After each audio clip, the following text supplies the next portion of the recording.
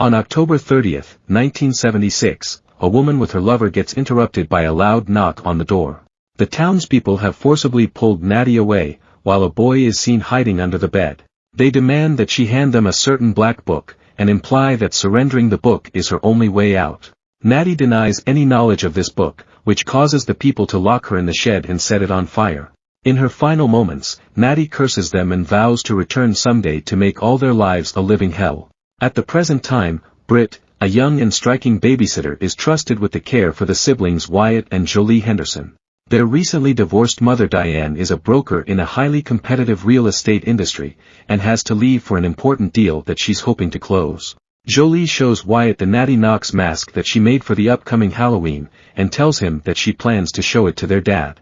The young man ignores her and tells his sister that their dad has remarried, and doesn't care about them anymore. Seeing as Jolie struggles to understand the reason behind her parents' separation, Britt comes to her rescue and tries to comfort the girl. Britt's boyfriend Ricardo calls her to show a Natty Knox effigy he made with his friends, while Wyatt's friend Robbie tries to send an indecent text to Britt. When Wyatt sees this, he quickly grabs his phone from Robbie and discovers that his phone is out of service. He tells Robbie that his bill is overdue, and that he needs to come up with $50 to restore his phone services. When it's time for school, Wyatt, Robbie, and Jolie ride their bikes while talking about going to the ditch to collect some copper wires to sell, so they can help Wyatt with his phone bill. At school, Ricardo excitedly shows Britt his Natty Knox effigy, and the young woman comments that maybe, Ricardo is a little too old for Natty Knox.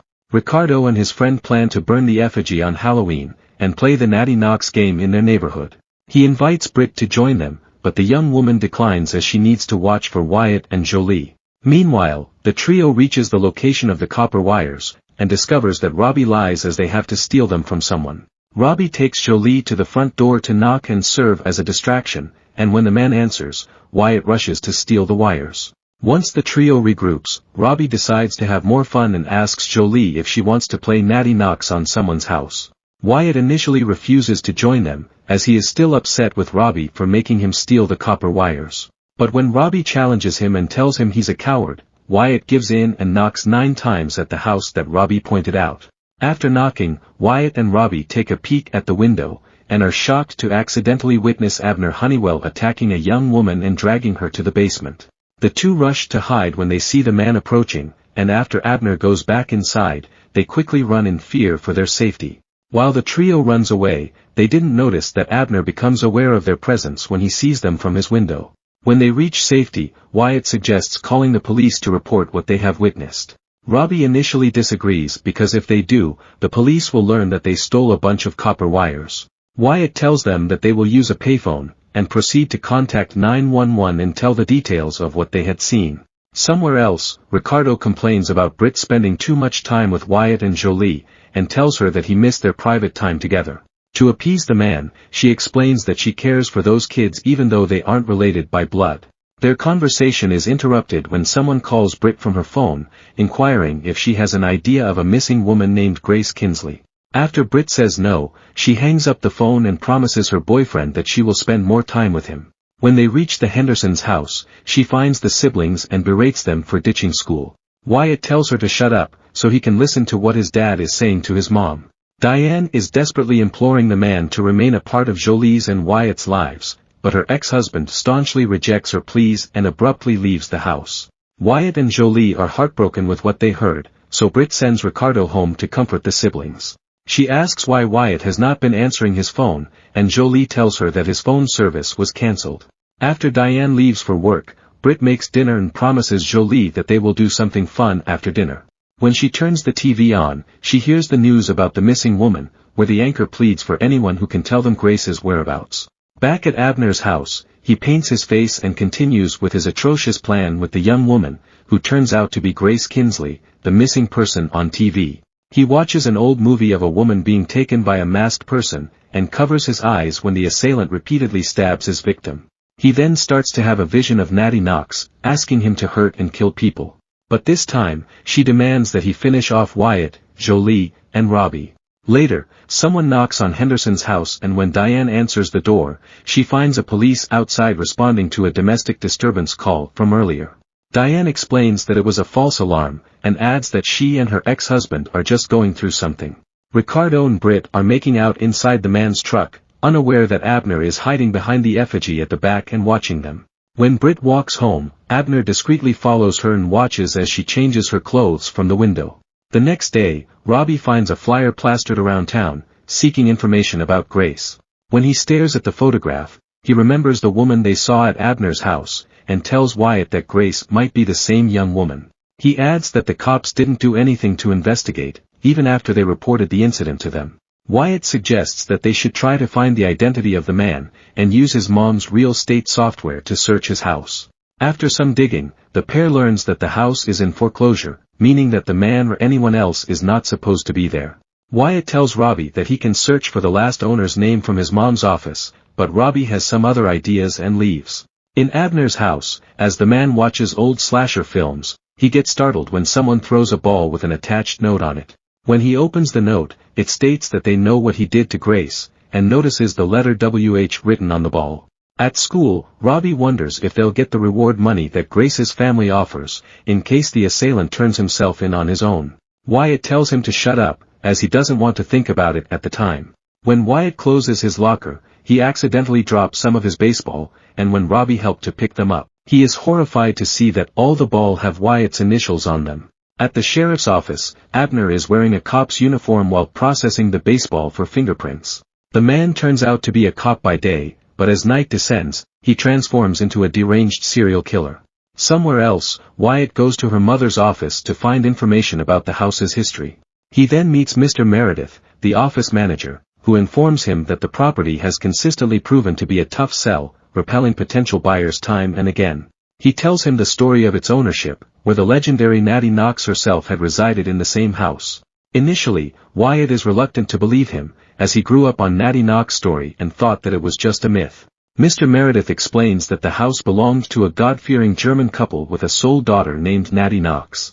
Natty's parents disowned her and tossed her out onto the unforgiving streets, after they discovered her dalliance with a young man.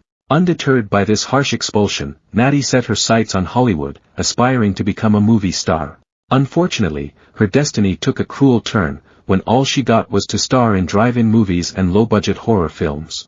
As time goes by, Natty notices that her youth is fading, causing it to further deteriorate her already struggling movie career.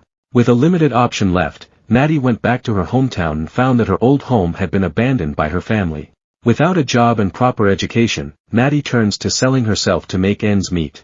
The men in town have lined up to live out their fantasies of being with a movie star, which the wives despise, and hate Natty's one-woman brothel. When they discovered that Natty had kept a little black book where she documented all the names of every man she served, the townspeople started to believe that Natty was some kind of hippie witch, who bewitched their husbands and a plague of their town. These wives try to run her out of town and ask her to surrender the black book, but when Natty refused, the town's women lock her in a shed behind her house and set it on ablaze. With Natty's gone, her only son Nate was institutionalized, and later met a tragic end as well. Later, Wyatt visits the supposed grave of Nathaniel Knox, Natty's only son. At the same moment, Robbie sneaks into Abner's house and learns the man's profession and his actual name. When Britt gets stopped by a police officer, Jolie's fear of the recent event gets triggered, causing her to spill everything she knows to Britt. Meanwhile, Mr. Meredith chooses not to tell Wyatt that he's been friends with Natty, and regrets that he wasn't able to help her. Mr. Meredith visits the old house to reflect on past memories, but when he finds Abner, he realizes that the man is none other than Nate. His presence angers Abner, causing him to stab the old man with a poker and blame him for not saving his mother. At the police station, Abner asks a colleague to process the fingerprint he has taken from the baseball, and bribe the man with a game's ticket. On the way out, he comes across Britt, who's about to report what she learned from Jolie. He leads her somewhere out back, but luckily, Detective Squares notices them and takes Britt with him for her statement. She tells him everything she knows about the incident, unaware that Abner has been secretly listening to their conversation. After the detective gives his contact information, Britt drives to the Hendersons and tells her charge what she did. She tries to assure them that everything will be okay, and proposes that they do something fun later.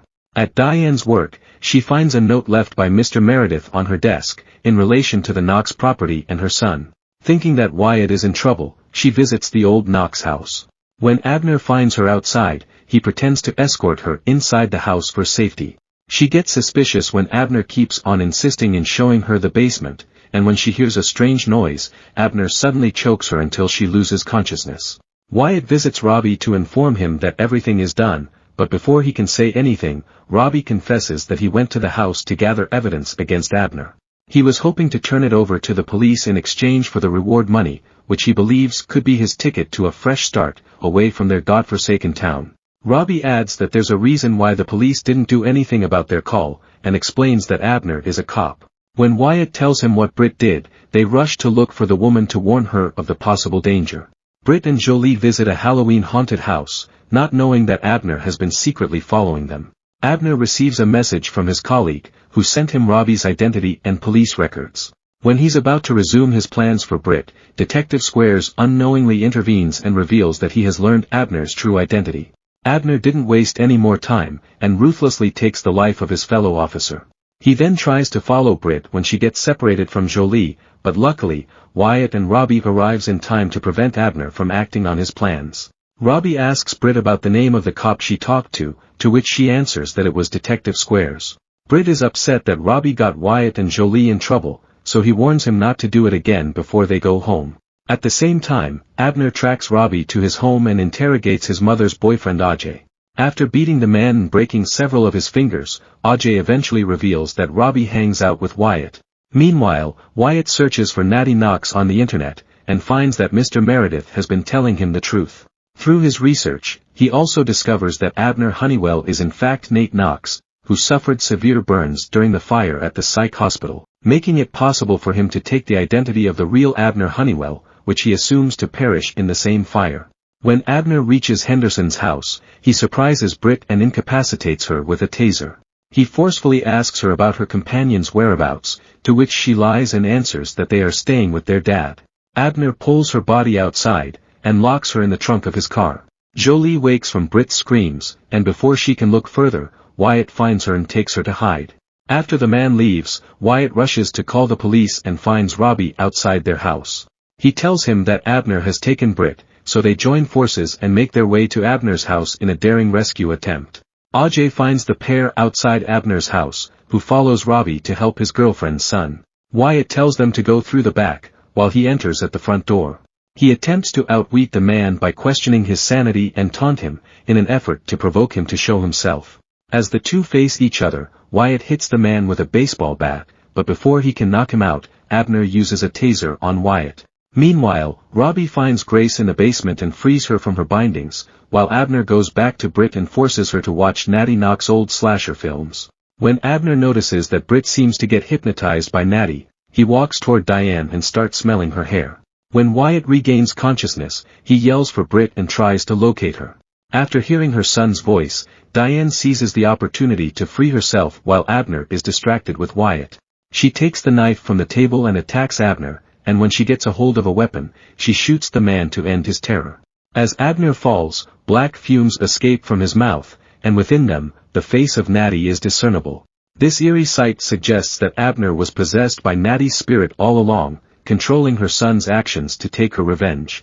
As the house starts to burn, Wyatt takes her mother and Britt to safety, while the cops whisks Grace to the hospital. In the middle of the commotion, Britt returns to the house where she observes herself in the mirror, emulating Natty's style. She also conveniently locates Natty's black book, hinting at the unsettling possibility that Natty's spirit has been transferred to her.